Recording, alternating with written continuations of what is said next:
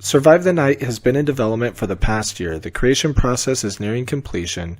Vendors and manufacturers have been selected. The project is now ready for large-scale production. We've set a funding goal to cover initial overhead costs and are excited for our supporters to enjoy the game. Thank you in advance to all of our backers, and happy gaming.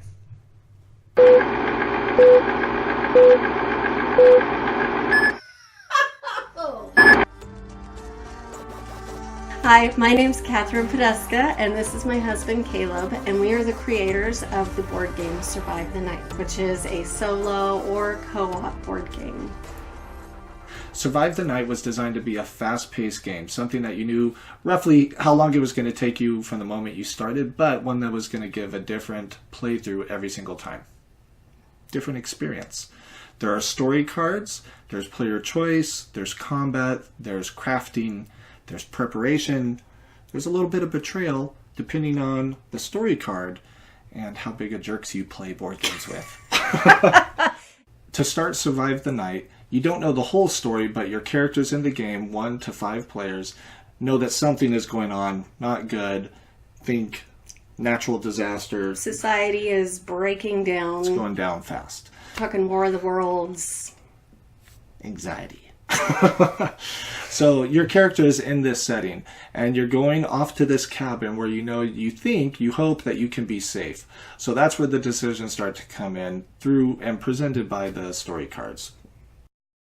The game consists of a few phases. The first phase of the game is what we call the story portion. So a few decisions are going to be made. That's done through story cards. Each one of those is going to have decisions presented to the players, either solo or as a group, and you're going to have to decide. Sometimes it requires chance, sometimes it's just directly what you want to decide.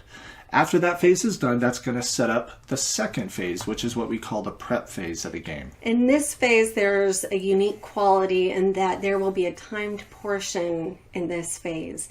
And actual time. Actual time. You'll notice that there's a little timer. Like 24 the show, except better.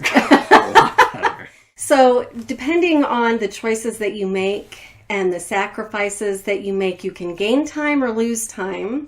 And that time is going to allow you to actually build your barricades, to run and hide, or to carry out whatever your group's plan is to survive the onslaught of the monsters. It's not going to be the same each time. You may have a group that you guys think combat is the way to go. There are weapons.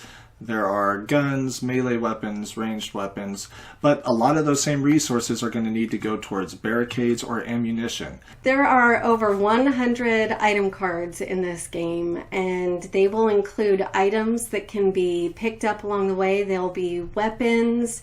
If they're weapons, they actually come in portions, not as a whole. So you'll have to actually coordinate with other players because you might have different pieces of a gun that can be used. All of the items can also be used in different ways.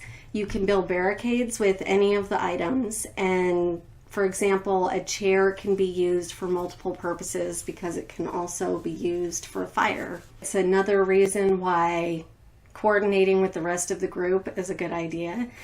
You can only hold 4 items on your person in the game, but the group can choose a physical location on the board and they can keep all of their items in that stash and it remains safe for them to use. Because barricades will take a lot of items to create, it'll need more than just whatever you're carrying on you at the time. So as you're finding those really cool weapons, you may not, or you probably don't want to discard them, but at the same time you want to keep searching. So that's a good chance for you to be able to let the group know, hey, you're going to offload some of those weapons or some of those high value items in the group stash so that you can go back and keep searching during that prep phase. You can keep using the item cards throughout the entirety of the game, so even once the monsters come, you can keep building barricades, you can keep searching. It's just there's going to be a very physical presence trying to prevent you from doing that. It's also kind of a chaotic phase because you as a players get to decide how you want to play it.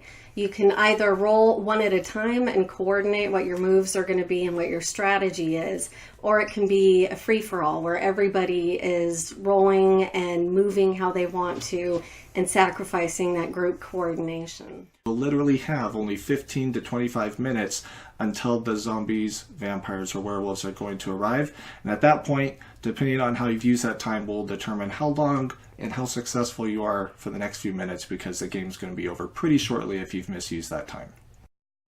So you've got a large surface area of places that you can go, and it gives the game a lot of playability because you can use different items, different techniques, different strategies in different locations on the board. The house, upstairs, the chapel, and the forest.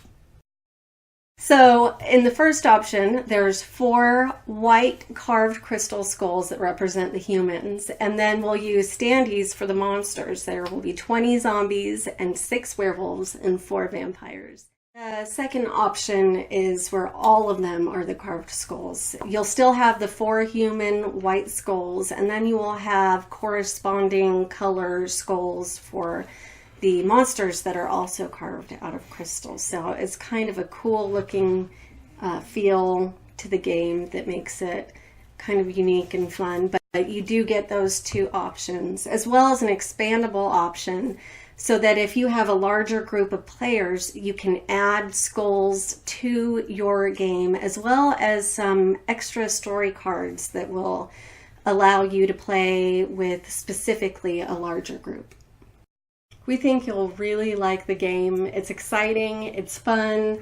If you are creative, you'll be able to really get into the game and let it kind of take you where it's going to take you. And it's a good time for everyone. We're very proud of Survive the Night. We thank you again for taking the time to look at this page. Hopefully it catches your interest. We have contact information posted below, as well as some detailed information and other videos and some of the campaign notes. But we know that you'll be pleased with it. We've been working on it for a while. We think it's a great game. Thank you.